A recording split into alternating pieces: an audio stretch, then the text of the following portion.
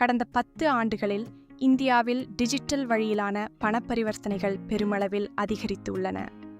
RBI என்கிற இந்திய reserve வங்கியின் கூற்றுப்படி டிஜிட்டல் பரிவர்த்தனைகளின் எண்ணிக்கை 38 மடங்கு அதிகரித்து உள்ளது.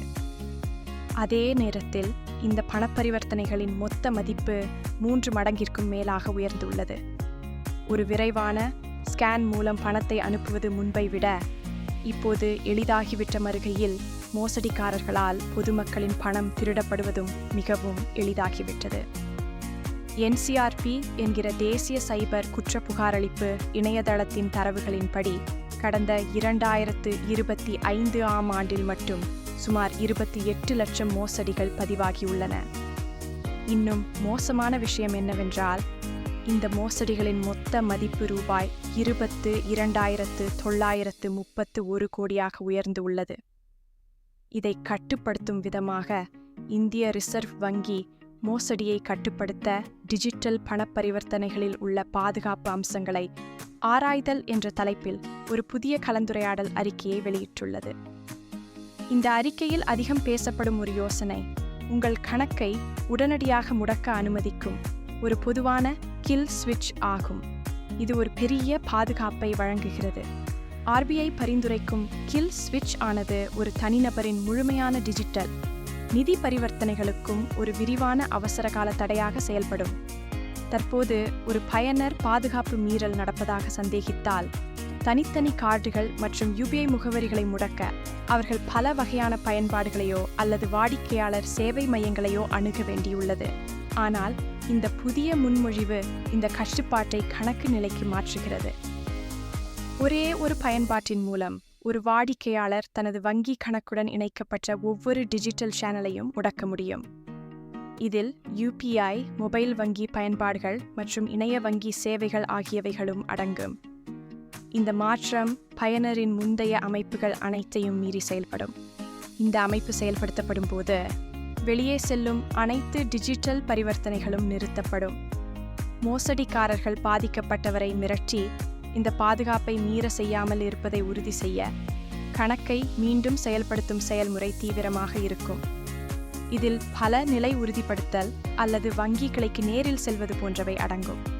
மேலும் ஒரு தவறு ஏற்படுவதற்கு முன்பு அதை தடுக்க உங்களுக்கு நேரம் கொடுப்பதற்காக சில பெரிய தொகை பரிமாற்றங்களுக்கு 1 மணி நேர வேக வரம்பை விதிக்கவும் இந்திய ரிசர்வ் வங்கி விரும்புகிறது. RBI ஆனது 10,000 ரூபாய்க்கு மேற்பட்ட தனிநபர் பரிமாற்றங்களுக்கு ஒரு கட்டமைப்பு தாமதத்தை பரிந்துரைக்கிறது.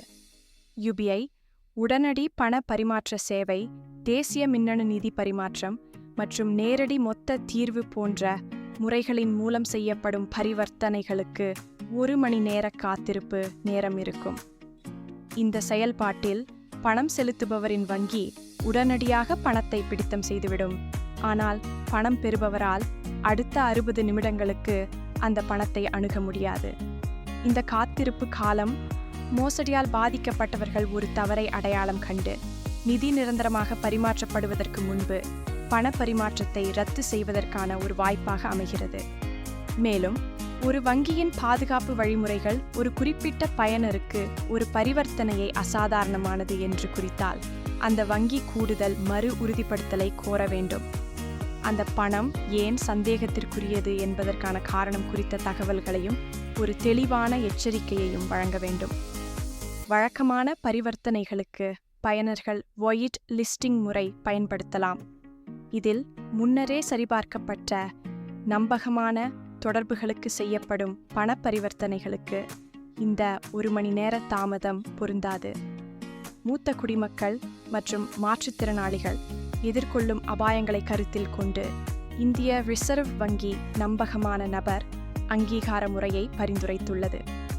இது மிகவும் முக்கியமான ஒரு பாதுகாப்பு அம்சம். இதில் பயனர்கள் 50,000 ரூபாய்க்கு மேற்பட்ட எந்த ஒரு டிஜிட்டல் பரிவர்த்தனைக்கும் இணை அங்கீகரிப்பாளராக செயல்பட 2வது நபரை நியமிக்கலாம். இந்த நிலையில் கணக்கு வைத்திருப்பவர் மற்றும் நம்பகமான நபர் ஆகிய இருவரும் ஒப்புதல் அளித்தால் மட்டுமே பரிவர்த்தனை இறுதி செய்யப்படும். மேலும் இந்த நம்பகமான நபரை மாற்றுவதற்கான கோரிக்கைக்கு 24 மணி நேர அவகாசம் வழங்கப்படும். இது மோசடி அழுத்த சூழலிலிருந்து வெளியேறி பயனர்கள் அந்த மாற்றத்தை மறுபரிசீலனை செய்ய உதவும்.